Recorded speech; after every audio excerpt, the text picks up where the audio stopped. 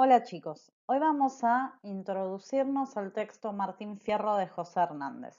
No desde la nada, sino desde lo que venimos trabajando en clase de la primera lectura intuitiva del canto 1 y de la entrevista que vimos sobre Sarmiento. ¿Por qué? Porque Sarmiento era un intelectual de la época que marcó una forma de pensar que nos acompaña hasta hoy en día. Sus acciones, sus decisiones influyeron dentro de este texto. De hecho, fueron uno de los motivos. Entonces, el texto Martín Fierro fue escrito por José Hernández, cuyo día de muerte fue el 10 de noviembre de 1886, por lo cual nosotros en noviembre festejamos el feriado del Día de la Tradición para conmemorar su muerte, eso que tenemos los argentinos muchas veces de recordar las muertes y no la vida, ¿no? Pero bueno, José Hernández es la causa que en noviembre tengamos el feriado y ese feriado sea el Día de la Tradición, porque fue el escritor de el Martín Fierro, que según los intelectuales de la época marcaba la tradición argentina. Vamos a ver que esto no es tan así. Pero bueno, para saber quién fue José Hernández, que es muy importante, fue un defensor militar y periodístico del interior frente al control que tenía la ciudad de Buenos Aires y la provincia de Buenos Aires en esa época sobre todo el país. ¿Sí? Eso es muy importante. ¿Se acuerdan de la disputa unitarios, federales? Bueno, él fue claramente federal.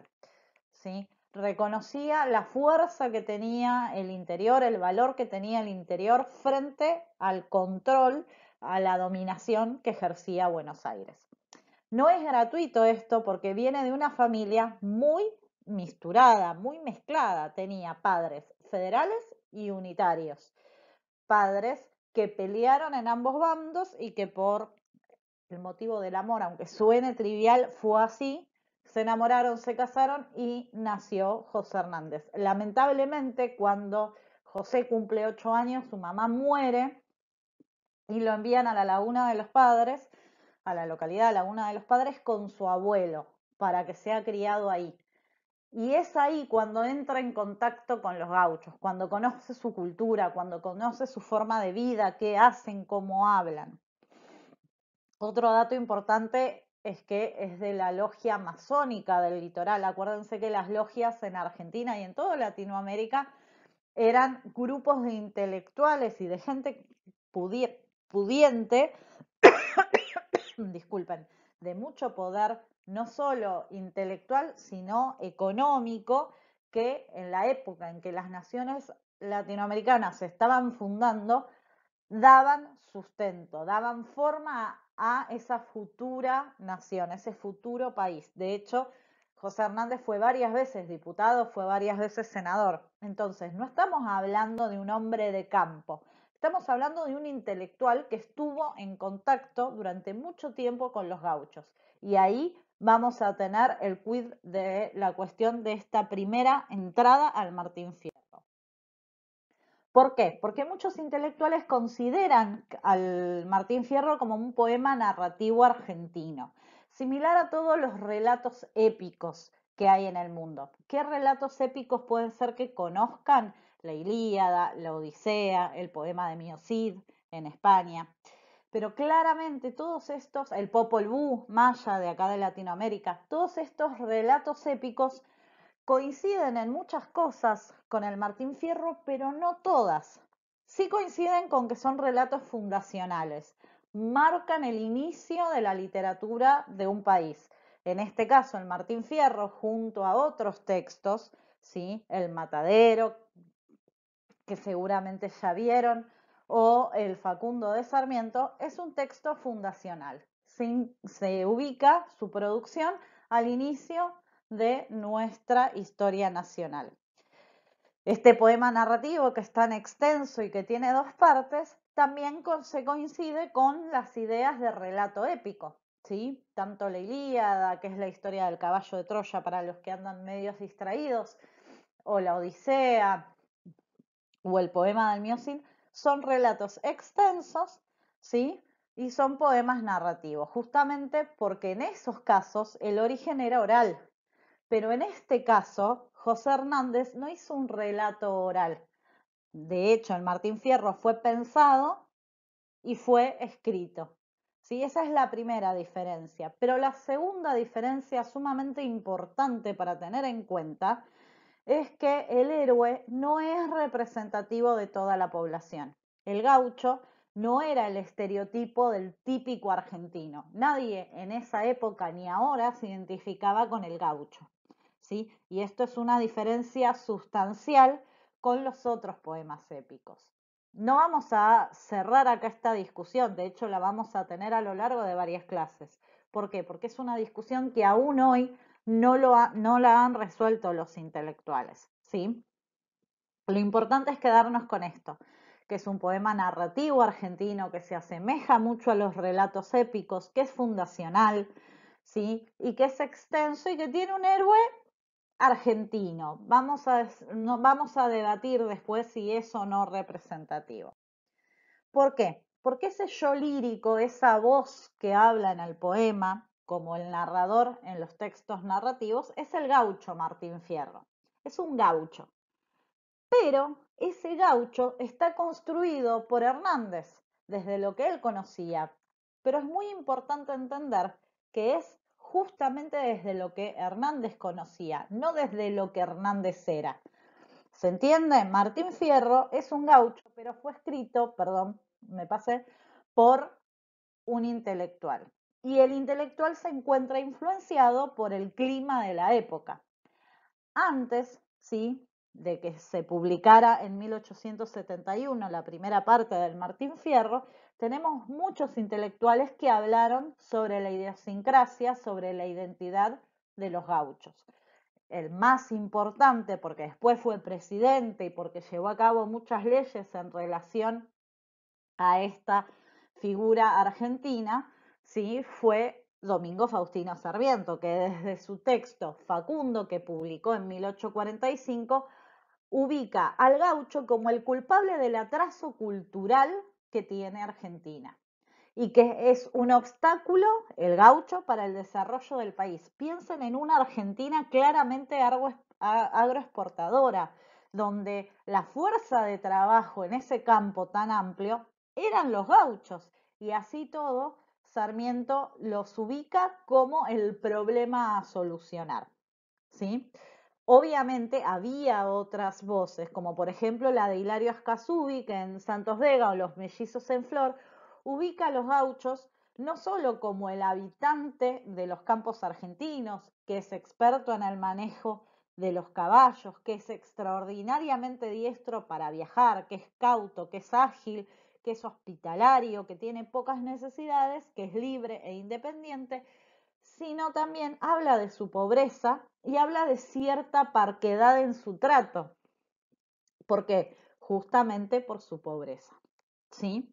Entonces, encontramos que en esa época tenemos valoraciones positivas como la de Ascasubi y valoraciones claramente negativas como la de Sarmiento.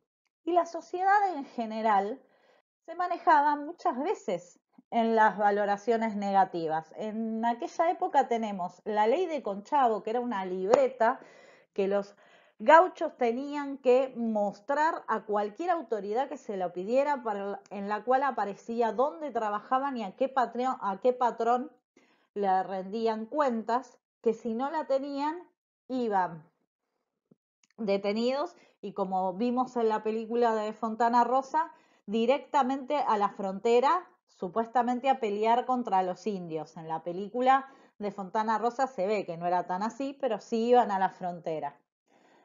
Y también estaba la ley de vagos y mal entretenidos, que era una ley que permitía a cualquier funcionario público identificar a alguien que no estuviera haciendo nada y que no tuviera un trabajo estable, detenerlo y mandarlo a trabajar a la frontera o a pelear en la frontera contra los indios. Fíjense qué desarrollada estaba esta visión de que los gauchos eran borrachos y que no trabajaban, que estas leyes estuvieron en vigor desde 1745 hasta pasado el 1900. De hecho, la ley de Conchavo en Tucumán se legisló, se aprobó en 1888, o sea, después de publicado incluso el Martín Fierro. O sea que esta visión seguía vigente, que el gaucho no era un elemento positivo para el avance de la sociedad. Entonces, ¿cómo puede ser que nosotros hoy en día veamos al gaucho como nuestro pasado, como nuestra imagen positiva, cargado de ideales positivos? Bueno, porque es muy importante tener en cuenta qué es lo que pasó en el medio. Entre la primera publicación del Martín Fierro, 1871, y nosotros. Claramente fueron las olas migratorias. En 1853 y años después se sucedió la primera ola inmigratoria de Europa, motivada por Sarmiento, y luego fue a partir de 1900 y entre las, ¿cómo se dice?, las dos guerras mundiales, lo que se considera la segunda gran ola inmigratoria. Claramente motivadas por Sarmiento, que lo que quería hacer era que vinieran europeos civilizados, que él consideraba civilizados, a poblar la Argentina, porque veía que la poca población que tenía nuestro país era otro gran problema y otro gran elemento que atrasaba el desarrollo de la civilización en Argentina. ¿Qué pasa? Sarmiento esperaba que vinieran alemanes, que vinieran ingleses, que vinieran franceses. Le salió mal la jugada y vinieron españoles, italianos, polacos y otras nacionalidades que según Sarmiento eran bárbaras, eran poco hábiles para llegar a la civilización. ¿Sí? Así todo, una vez que estaban radicados en Argentina, había que educar y había que homogeneizar, había que lograr que todos tuvieran algún elemento común que los hicieran sentirse parte de Argentina. Y ahí funcionó Martín Fierro, el texto Martín Fierro como generador de identidad y de unión. Entonces, el mismo elemento que antes se había establecido como texto de protesta, Hernández lo publica para contar lo mal que lo pasaban los gauchos acá en Argentina, muchos años después es reutilizado y reconfigurado como elemento de reivindicación de una identidad. ¿Sí? Entonces, ¿por qué hablamos de literatura gauchesca y no gaucha? Porque cuando decimos gaucha, estaríamos hablando de una literatura generada por los gauchos. Pero, oh casualidad, los gauchos de aquella época eran analfabetos. Entonces, toda la literatura que generaban, y que era mucha, a través de la payada, no dejaba ningún registro, no quedaba en ningún lado. ¿Sí? Entonces no podemos hablar de una literatura gaucha.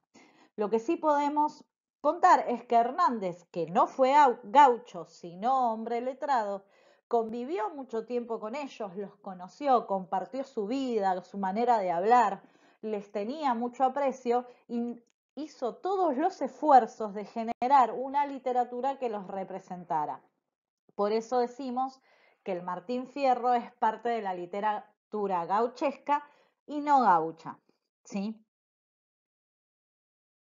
Bueno, entonces, en el primer canto podemos encontrar palabras, frases y formas que son típicamente gauchas. Por ejemplo, vihuela para referirse a la guitarra, ande o dende, que son formas o de formas deformadas de donde, ¿sí? Que son propias del habla gaucha, y también recular, propio de un dialecto en el que se usan este tipo de palabras o frases. La presencia de estas palabras construye un yo lírico gaucho, pero en el medio se le escapan a Hernández frases o palabras que dan cuenta de su educación. Por ejemplo, extraordinaria es una palabra que tiene lo que se llama un grupo consonántico oculto. ¿Por qué? Porque tiene la X, la T y la R en una misma sílaba, todas juntas. Este tipo de palabras en personas analfabetas es muy difícil que se pronuncie o casi en aquella época imposible. También aparecen palabras como entendimiento, que son complejas para una persona de poca educación o de nula educación como eran los gauchos.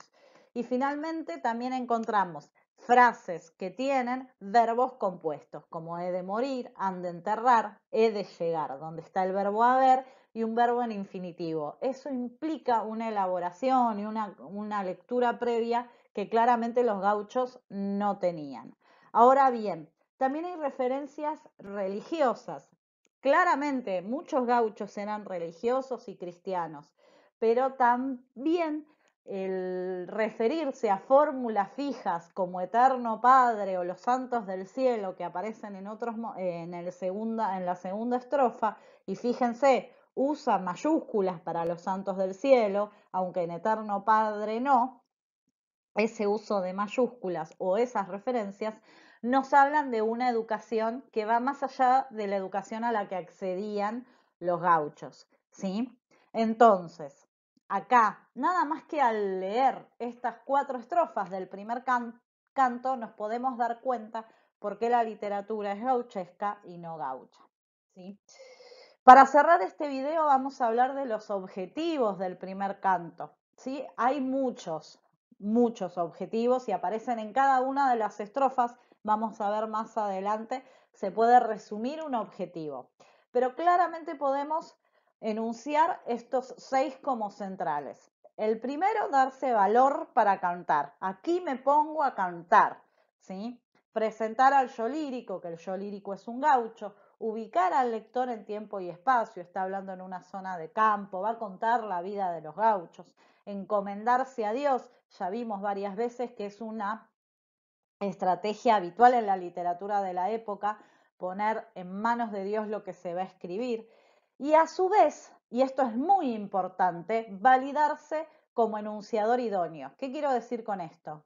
Martín Fierro, el yo lírico Martín Fierro, se presenta como yo lírico, se presenta como enunciador, como el que va a hablar en el poema, pero aparte dice que es válido que él hable, que es válido construirse como yo lírico de esta canción, de este poema, ¿sí? Por eso dice que es toro en su rodeo y es torazo en rodeo ajeno, por eso dice que nadie canta como él, ¿sí? Que conoce mucho de lo que canta.